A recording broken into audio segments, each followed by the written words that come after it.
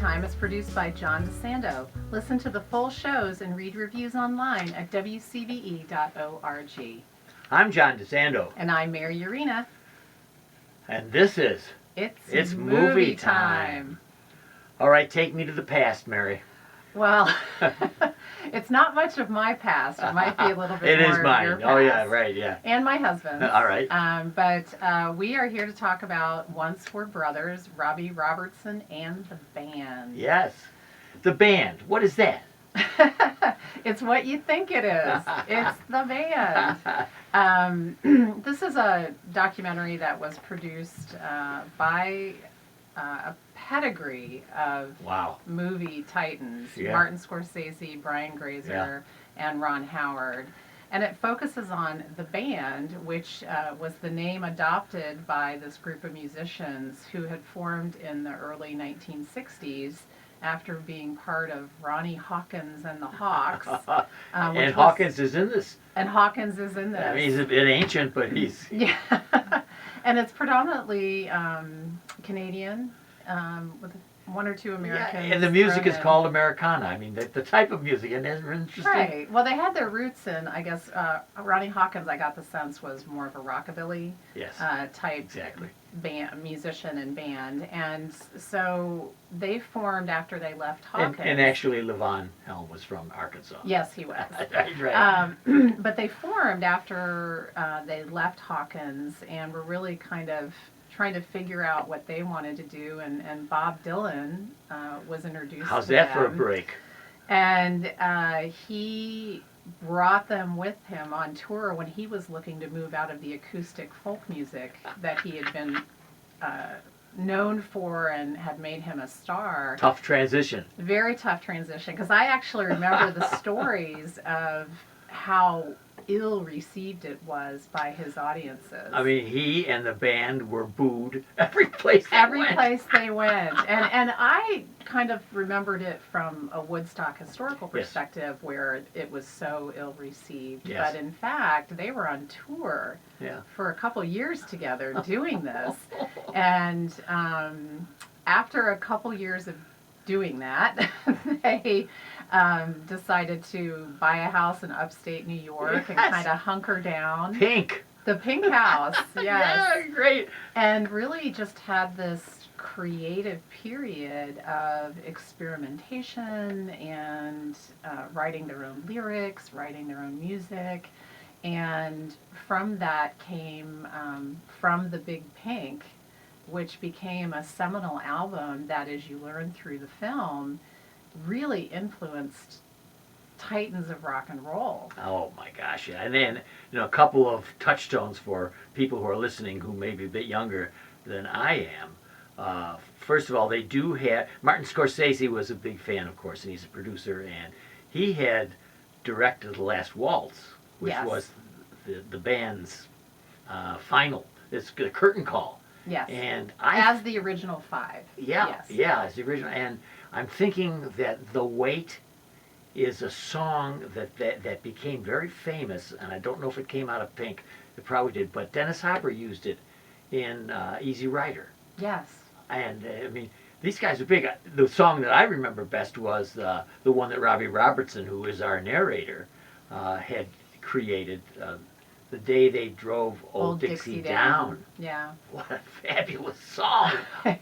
Well, and you listen, it's like any of the compilation musicals you see now, where you listen to all of these songs and you just are struck by that they became classics, that they became standards, and how many that he was primarily a lyricist. The other musicians really helped create the music behind the lyrics. Yes. And it's incredible that over a very rock and roll band genre, a relatively short period of time of about a decade, even less than a decade. They were so prolific in producing songs that you hear today and you know them. And you know what's interesting about this is that it's interesting to me how much Robbie Robertson shapes this documentary. I mean, he is doing most of the narration. and I think painting himself very well. Uh, and the challenge here was that at least a couple of them are already dead. So they're not there to support themselves. Well, there's only 2 living band members. Yeah. Garth Hudson, who Yeah. played, he was a renaissance man in terms Yeah, of the didn't he number of instruments he could play, compose. He did do some lyrics and singing. But he's the only other living member of the band, and he is not interviewed for this film. No, I know. And well, he doesn't want to. One of them doesn't. Well, he was portrayed, again, by Robbie Robertson as being quite shy and not one seeking publicity from the very beginning of the band. And, but I did note that at the end. And also, if you read all the credits, when you get to the very end, the film is actually copyrighted by Robbie Robertson Productions or something to that effect. So he played a pretty significant role as a creative force behind the documentary, not just being interviewed as a subject of the documentary. So there is a rather favorable portrayal through his lens. Sure, and of course it is, and you're right, it is through his lens. And I think you were also suggesting that he has a lot of responsibility for their success, for keeping them together. Well, and he clearly portrays that. Yes. One of the band members had alcohol and then subsequent substance abuse. Boy, there you go.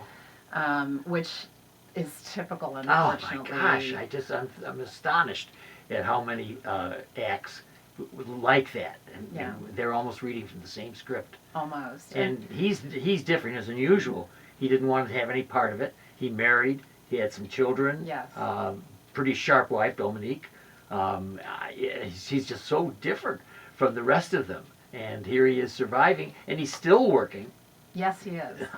Well, and the thing that I thought was interesting, and they definitely portray this both through Dominique's comments and Robbie's comments, is that after this period, this incredible creative period with the band, Robbie Robertson, who was doing things with the guitar that really influenced Eric Clapton and Bruce Springsteen, and at one point Eric Clapton talks about how when Cream was breaking up, he actually went to live in upstate New York so he could play with the band. Clapton appears in this doc. He does, as does Bruce Springsteen. Yes. And so you really appreciate how creative and cutting edge Robbie Robertson was and actually remained, because as the band comes to an end, it's clearly stated through him and comments from Dominique, his wife at the time, that he wanted to do more. He had more music in him than what they were producing. Yes.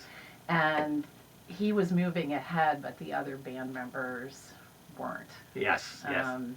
And so there was that ultimate breakup of the band. But what I did find refreshing was oftentimes you hear the ugly stories of how these musical collaborations come to an end. It's a good point. And here they were very intentional, it seemed, and they did a farewell tour. As I was mentioning to you earlier, my husband actually saw them in 1975 at a music festival in upstate New York on their farewell tour.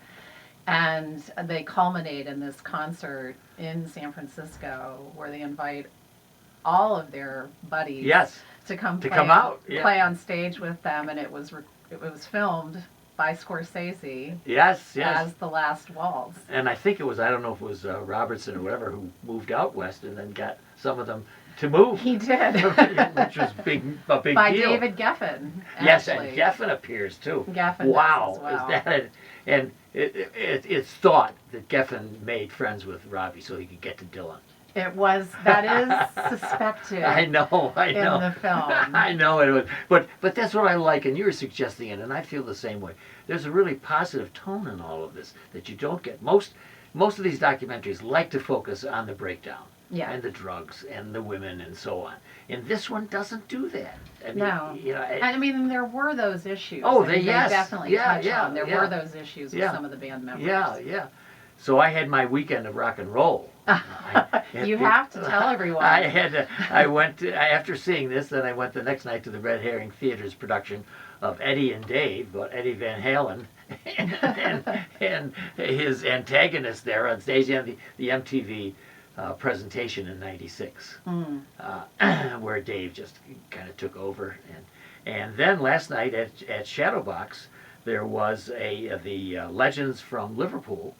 And you can guess who that is at the Shadowbox, and they did a beautiful rendition of many of their songs. Didn't realize the Beatles had like 239 songs. And I would believe it, because I saw Paul McCartney in concert at Nationwide 3 or 4 years ago, and he was on stage for 3 hours, played 44 or 45 songs. None of them covers, all originals. Yes, oh my God. So yeah. rather prolific. One of the things that I like too about this documentary is how deftly the director, Daniel Rohrer, I think is his name, was able to take just snapshots and then interweave the music in there, so that if you're feeling that you're not getting the music, you're getting it in the background. You absolutely do. There's very, very little video of performances. Yes, and most of the video of the performances was their basement tapes, Yes. which was when they were really being Yes. experimental, and Dylan comes over and to the big pink Oh house. my and, gosh, yeah. I mean, you really get an incredible insight through the basement tapes when they're doing Cripple Creek was the one they featured, which is another great song. And you see that creative process not only amongst themselves, but then with Dylan. Yeah. And somebody we didn't mention, because they really uncovered some incredible interview footage. George Harrison. Oh, yes. Talking about the band. Levon Helm, who played drums and was one of the lead vocalists, who passed away in 2012. They also had interview footage with him. He had more of the traditional arc of the artist. He did. And I think fought with Robbie quite a bit. Yeah, especially I think because they were best friends from the Ronnie Hawkins days. Yes. And in fact, when Robbie joined Hawkins, he was a 15-year-old phenom guitarist out of the Toronto area. And Levon took the train himself down to Arkansas. He did. And Levon actually took him under his wing. And they were very much like brothers, and I think hence the name of the movie, but also a song that's written by Robbie Robertson that's clearly a tribute to this special time in their lives when they did form the band. And coming back to the name, because we got totally off track, when they were trying to think of a name for the band, they were always referred to as the band for Ronnie Hawkins and then the band for Bob Dylan. And so that's what they decided to keep. The only thing I can't figure out, Mary, is whether to capitalize the T on the. Well, this is home of the Ohio State University. I know. So I'm thinking, yes, I we don't would know. capitalize. I've seen so many writers who don't capitalize it. It just banned. But anyway, I think we're talking the same animal here. I think very, very interesting documentary. Mary Yerina, once were brothers, Robbie Robertson and the band. What grade would you award it? I have to give it an A. I was totally swept away and felt it was an incredible portrayal of not only the band and their story arc through Robbie Robertson's eyes, but just if you like rock and roll, you don't even have to love rock and roll. No, exactly. If you like rock and roll and classic rock and roll, and this was a band that really brought in the roots of rock and roll in a very unique, seminal way that influenced the music that we hear today. And I'm with you on an A, and if you don't know music, I don't know music as well as you do, but if you love music and you love the history of music, you just must see this. You must see it.